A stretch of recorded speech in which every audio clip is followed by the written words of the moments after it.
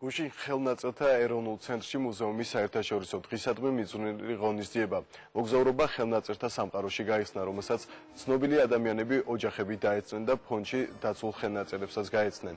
პროექტის მიზანია ხელნაწერთა ეროვნულ ცენტრში დაცული კულტურული მემკვიდრეობის სოციალიზაცია, შემეცნებითი მოგზაურობა წარსულსა და აწმოში.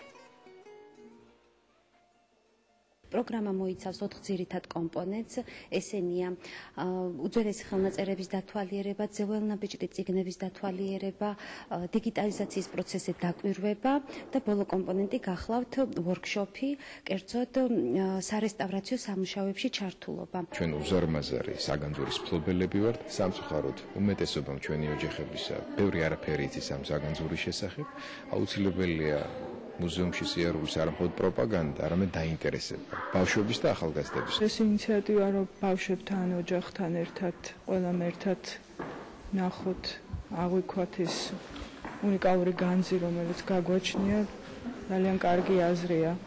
მე იმედი მაქვს, რომ მათ შეიძლება ბევრი ადამიანი შეძლებს ამის განხორციელებას. დღეს საღამოს 6 საათზე